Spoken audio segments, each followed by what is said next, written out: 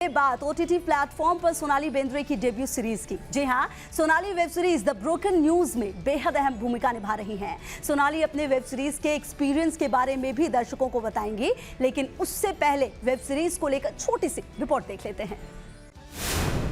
खबरों की सनसनी के साथ जो न्यूज एंकर आपको दिख रही हैं, इनका नाम है अमीना कुरैशी। ओटीटी प्लेटफॉर्म पर सोनाली बेंद्रे का डेब्यू हो रहा है। तो सोनाली, आपने पूरी रिपोर्ट देख ली है और सोनाली बेंद्रे और Amina Qureshi, editor in chief ji, कैसा एक्सपीरियंस यहाँ पे आपको लग रहा है न्यूज़ रूम में आकर न्यूज़ पढ़ते हुए, और वो एक्सपीरियंस जो आपने पूरी शूटिंग की है? वेल, शूटिंग में तो रील था और उस हिसाब से तो सेट था। यहाँ पे रियल न्यूज़ रूम में हूँ। जिस तरह से आप करते हैं वहाँ पे कहीं रीटेक्स नहीं होते, हमको फिर भी रीटेक्स मिल जाते हैं, लेकिन बहुत इंटरेस्टिंग है वो एक्सपीरियंस, क्योंकि कहीं पे मुझे लगा कि as Amina Qureshi, editor in chief है जो हम चैनल का नाम आवाज़ भारती है इस सीरीज़ में, और कहीं पे एज अ व्यूअर और अ ले पर्सन मुझे हेडलाइंस के पीछे क्या ड्रामा होता है ये समझ में आया, और कहीं पे खबरों को लेके भी बिल्कुल, और कहीं पे हमेशा हमें लगता है कि यार ऐसी खबर नहीं दिखाई, या ओ कितना बिजी कर दिया है, कैसे मतलब मेरा कहने का मतलब है कि हम ओपिनियंस बहुत जल्दी से पास कर देते हैं, लेकिन जब हमने उसके पीछे की कहानी देखी और कितनी तकलीफ होती है, और जिस तकलीफ ही नहीं, जो एक एटमॉस्फेयर होता है, मुझे न्यूज़ रूम क्या होता है, उसका एक कैरेक्टर क्या होता है, ये समझ में आया।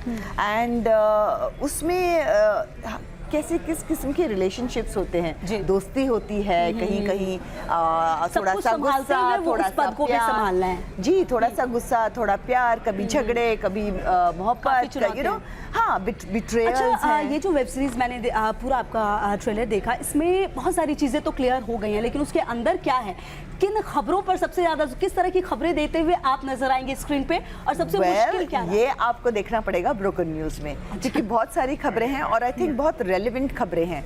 आज की दुनिया से आप बहुत एसोसिएट कर पाएंगे इन खबरों के साथ, एंड आई थिंक हमने कोशिश की है कि ये बहुत रियल हो, और मुझे लगता है कि एक बार जब आप देखेंगे, हर एपिसोड में एक नई खबर है, एक नया टॉपिक है, और एक सीरीज़ का एक ओवर आर्चिंग स्टोरी भी है, जो कि एक मिस्ट्री है, जैसे थ्रिल है।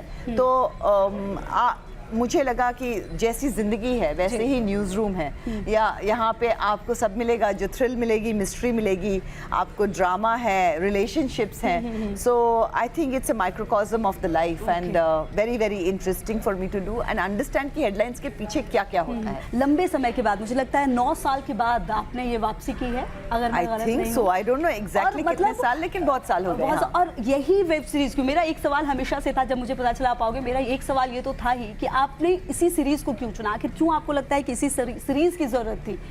वेल, ऑनेस्टली 3-4 चीज़ें थी जो मुझे बहुत लगता था कि ये चाहिए मुझे, जो भी मैं स्क्रिप्ट मिलेगी मुझे ये चीज़ें चाहिए।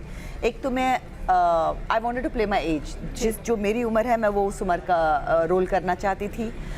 दूसरा, मैं चाहती थी कि जो कैरेक्टर मैं प्ले करूं उसकी एक स्ट्रॉन्ग आवाज़ हो जी। मैं चाहती थी कि ऐसी स्टोरी हो जो आज रेलेवेंस हो जिसका हमारी सोसाइटी में, और एक होप। मुझे लगता है कि कोई भी जब कहानी बताई जाती है, मुझे वो कहानी अच्छी लगती है जिसमें होप हो। सो सिर्फ हंसी मजाक अच्छा होता है और ज़रूरी भी होता है, लेकिन ड्रामा, रियल सिचुएशन, सीख के साथ में थोड़ा अगर होप भी मिल जाए तो ज़्यादा मज़ा आता है। अच्छा, एक सवाल मेरा और था, जैसे हमने कई सारे वेब सीरीज देखे, इंटरेस्टिंग टॉपिक पे एंड करके उसको पार्ट 2 के लिए छोड़ देते हैं, ऐसा इसमें भी है क्या? वेल, आई होप सो, और ये डिपेंड करता है कि आप किस तरह से इसको लाइक करेंगे। लेकिन फिलहाल जैसे आज एक्चुअली एपिसोड्स क्या कहते हैं, वो न्यू लैंग्वेज में ड्रॉप हो चुके हैं। जी जी बिल्कुल। सो मैं भी सीख रही हूँ ये नई भाषा। सो आज एपिसोड्स ड्रॉप हो चुके हैं। रिस्पॉन्स बहुत अच्छा मिल रहा है, रिव्यूज़ अच्छे मिल रहे हैं, और जिस तरह का फीडबैक मिल रहा है वो बहुत इनकरेजिंग है। तो मुझे लगता है कि हाँ, ये कहानी आगे बढ़नी चाहिए सीज़न 2 में, और देखते हैं क्या होता है। ओटीटी का एक्सपीरियंस कैसा रहा? बहुत अच्छा रहा, बिकॉज कहीं पे आप फिल्में 2 या 2.5 घंटे की होती हैं, यहाँ पे आप 6 से 8 एपिसोड्स कर रहे हैं, तो कहीं पे जो कैरेक्टर है उसको और लेयर करने का मौका मिलता है। तो एज एन आर्टिस्ट मुझे बहुत मज़ा आया क्योंकि मुझे ज़्यादा वक्त मिला to play out this character, इसलिए बहुत अच्छा लगा मुझे। बिल्कुल। और मतलब इस सीरीज के बाद क्या और भी सीरीज हैं जो करने हैं? I don't know, I think depends on the script कि जो स्क्रिप्ट आएगी, फिल्म हो, सीरीज हो, जो आएगा अगर अच्छा लगेगा तो मैं करूँगी। जहाँ जबकि ब्रोकन न्यूज़ आज ड्रॉप हो चुका है, at the same time reality show already चल रहा है, डायरी लिटिल मास्टर्स पे हम लोग हैं ऑलरेडी। सो आई थिंक इसके बाद में थोड़ा सा ब्रेक लूँगी और डेफिनेटली बहुत सारे स्क्रिप्ट सुन रही हूँ, पढ़ रही हूँ, but I don't know next क्या होगा, देखते हैं। आपने पूरा ये वेब सीरीज क्या होगा, आपको पूरे न्यूज़ रूम का माहौल मिला होगा, आपको मतलब समझ में बहुत सारी चीज़ें आई होंगी, सबसे मुश्किल क्या लगा इस वेब सीरीज को करते हुए और न्यूज़ रूम को समझते हुए? आपने ये कहा कि हेडलाइंस के पीछे भी बहुत सारी कहानियां होती हैं, कौन सी खबर आपको पढ़नी बहुत ज़्यादा मुश्किल लगी? आई थिंक खबर मुश्किल लगने से ज़्यादा मुश्किल ये था कि कितना कम टाइम होता है। यू नो, आपको वो प्रिपेयर करके वो प्रेजेंटेशन में जो आप रोज़ कर रहे हैं अगर, तो आपके पास बहुत कम वक्त है और आप फिर भी उसको सारा प्रेजेंट कर रहे हो।